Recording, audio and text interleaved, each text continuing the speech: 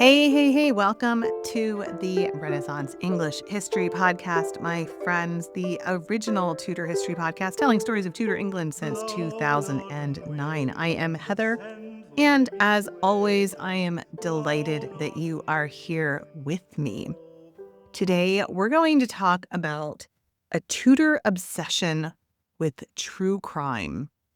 If you thought that our modern interest with true crime podcasts and Netflix documentaries was something new, let me introduce you to the 16th century, where scandal sold just as well in song form.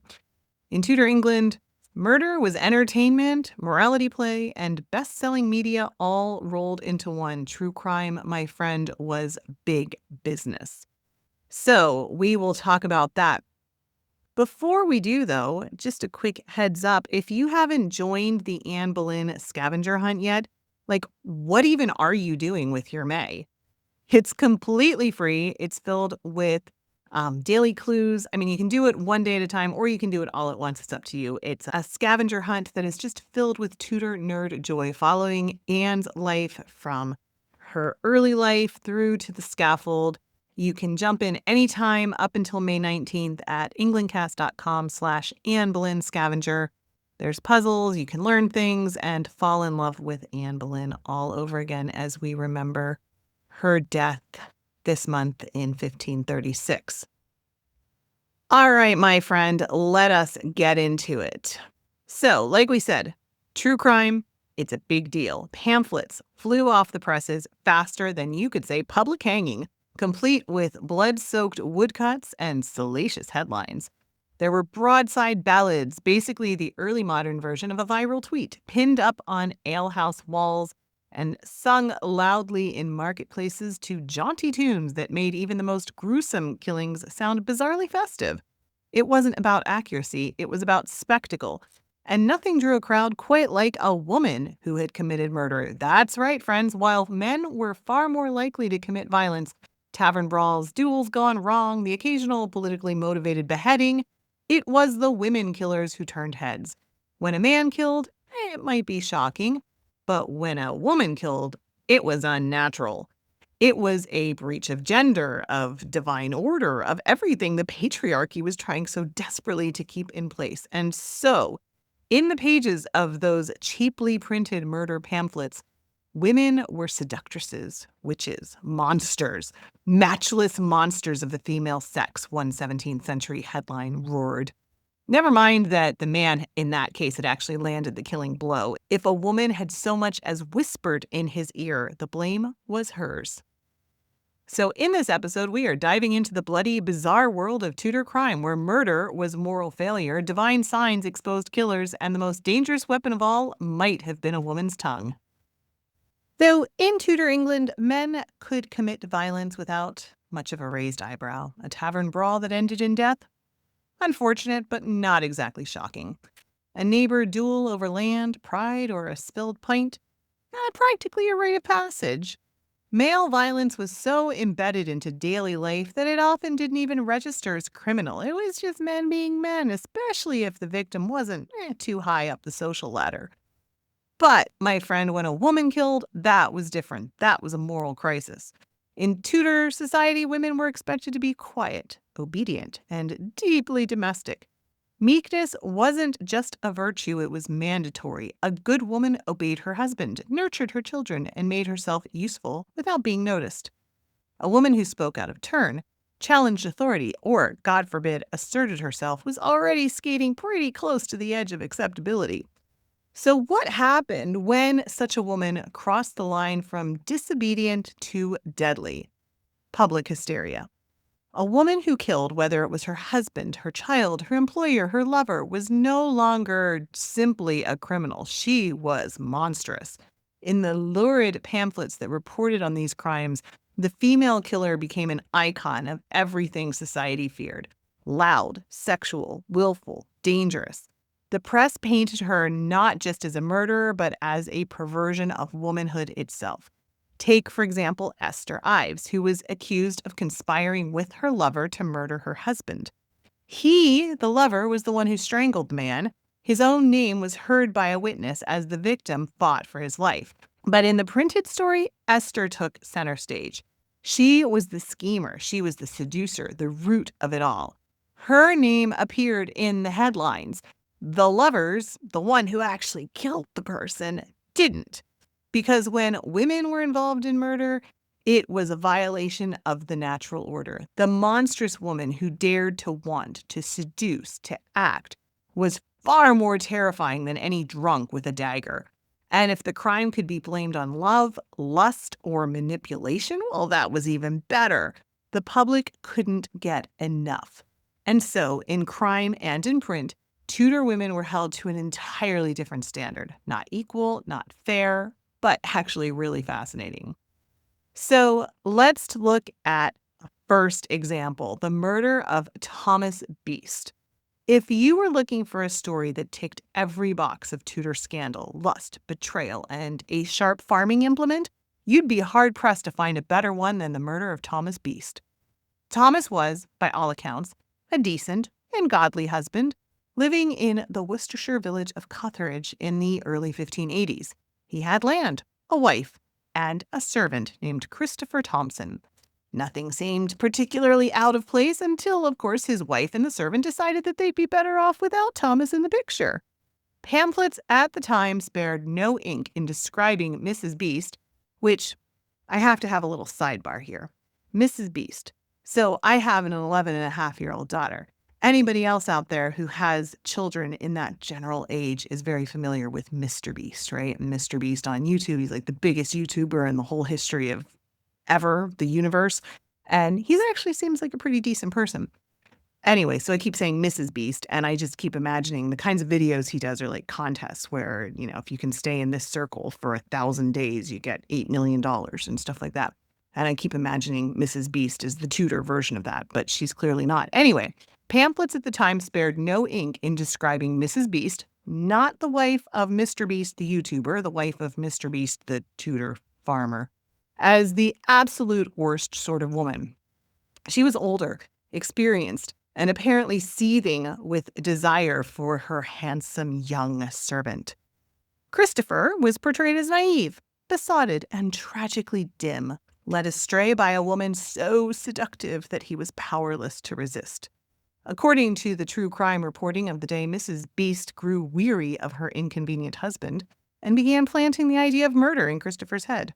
She did this through a classic combination of sweet words and steamy promises until the lad caved.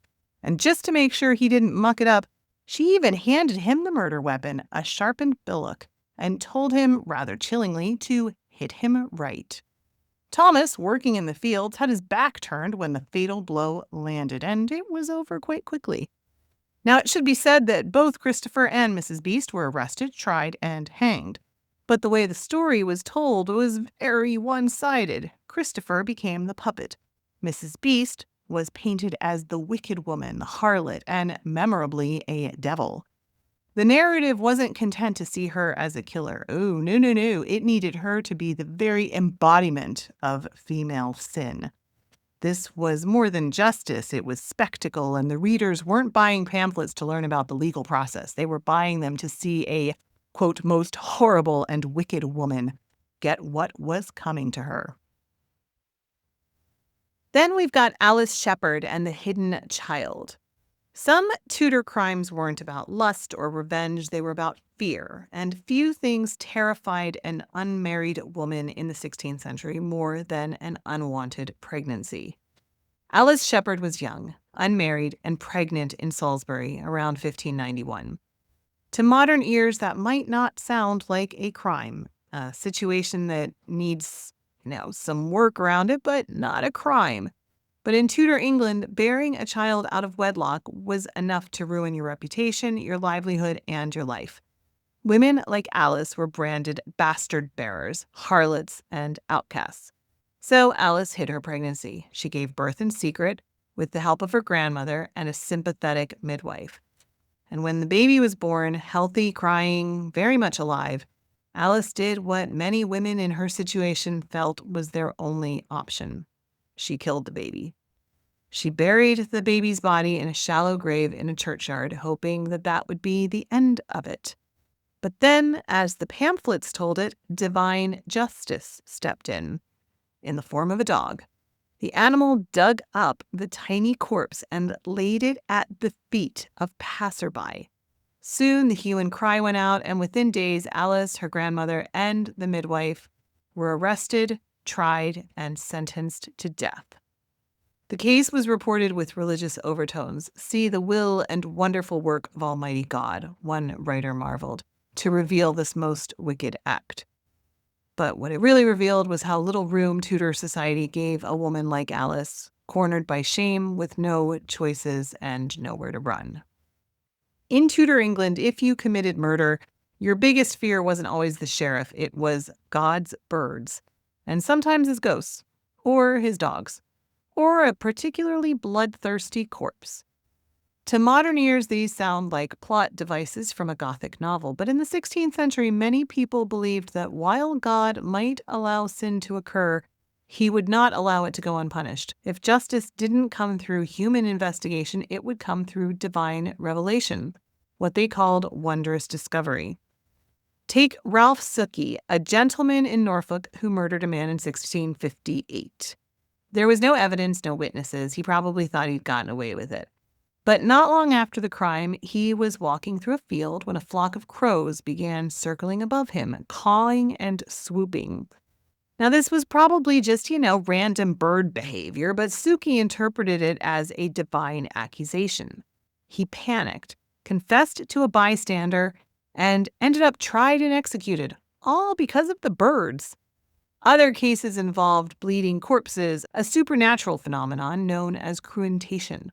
The idea was that if a murderer touched the body of their victim, the wounds would, just start to bleed again.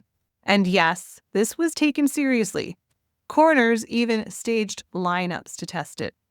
James VI of Scotland, later James I of England, wrote that if a dead body gushed blood when touched by its killer, it was God himself revealing the truth. In some trials, that was the only evidence brought forward, and people were hanged for it. There were ghosts, too. In one case, a maid claimed she was visited by a spirit who belched fire and told her where to find two tiny corpses hidden under the floor. No one questioned the story. They just went and dug them up. All of it, ghosts, crows, bleeding bodies, was a way for people to make sense of horror in a world that didn't yet have forensics. It gave comfort. Murder would out because God would not let the guilty sleep, or apparently walk quietly through a field of crows. Of all of the Tudor crimes we've covered, this next one, Lincoln and the murder for hire, might be the most cold-blooded and yet somehow still manages to end with divine spectacle. In the Kentish town of Warehorn in 1590, a widower known only as Lincoln was looking to remarry. But there was a problem. He had 4 children and nobody wanted to take that on. So in a move that would make Henry VIII look sentimental, Lincoln decided, the children had to go. He recruited a friend over drinks, offering him 40 shillings and a cow to do the job. The plan was grim. Lincoln would take his eldest son to the market as an alibi, while the hired killer slipped into the house and murdered the 3 younger children. That part went to plan. But then Lincoln got clever, or thought he did. He sent his eldest son home ahead of him, hoping the boy would discover the bodies and be blamed for the murderers. This guy was such a great catch. I'm literally so sure that the fact that he had 4 children had everything to do with the fact that nobody wanted to marry him, and not the fact that this was a guy who was, willing to frame his own child for the murder of his other children. What a catch, man. I can't believe nobody jumped at the opportunity to marry this guy. Anyway, so the neighbors are alerted, and the bodies left lying in the house for 3 days were buried hastily in the cellar, but word got out. A coroner arrived, had the bodies exhumed, and lined up suspects to perform the cruentation test. Sure enough, when the hired killer stepped forward, the corpses, submerged in water and naturally prone to post-mortem bleeding, began to bleed afresh. The killer panicked and confessed on the spot. And just like that, Lincoln's entire scheme collapsed. Both men were tried and executed at Ashford. The press predictably turned the case into a moral fable about divine justice. God had revealed the sin through the children's blood, but underneath the pamphlet drama was a far more chilling truth. This was a man who wanted to start over and saw murder as housekeeping. Again, I'm so surprised he wasn't able to find anybody to marry before then. Anyway, so the crimes we've explored today weren't just legal infractions. They were social earthquakes, each one tugging at the threads that were just holding Tudor society together. Family, gender roles, divine authority, and showed just how fragile those threads could be. Most violence in Tudor England came from men. That was no surprise. What did shock people and what sold pamphlets was when women crossed the line. When a woman killed, she wasn't just seen as a criminal. She was unnatural. She was everything a woman was not supposed to be. True crime stories in the 16th century didn't aim for accuracy. They aimed for outrage. They shaped the public's view of morality as much as they reported on it. The cases of people like Mrs. Beast weren't just about murder. They were about what happens when women slip the leash of obedience.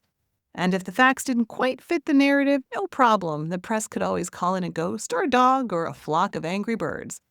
But beneath the spectacle and the drama of all of that, these stories give us something very real, a window into what Tudor people feared, what they believed, and how they used crime to tell themselves stories about the world and the people that they wanted so desperately to control. So we will leave it there for this episode, friends. If you want to dive deeper into this, there's an author named Blesson Adams, who is a former police officer, now a historian, and writes about all of these kind of things. There's a book, Murder and Mayhem in Early Modern Britain, that I highly recommend if you want to get into true crime stories. Really interesting. And then the other book you can check out is called Thou Savage Woman, Female Killers in Early Modern Britain, is the newest one. Highly recommend that as well. So Blesson Adams, really interesting stuff. So yeah, I hope you enjoyed this. Let me know in the comments. Remember, you can be part of the Anne Boleyn scavenger hunt and explore some new resources about Anne, dig in deeper into her life, totally free. englandcast.com/Anne Boleyn scavenger. I'll put the link down below as well. All right, friend, thanks so much for being here. I will be back again very, very soon. Have an amazing week. Bye-bye. Blow, northern wind, a scent will make me sweating. Blow, northern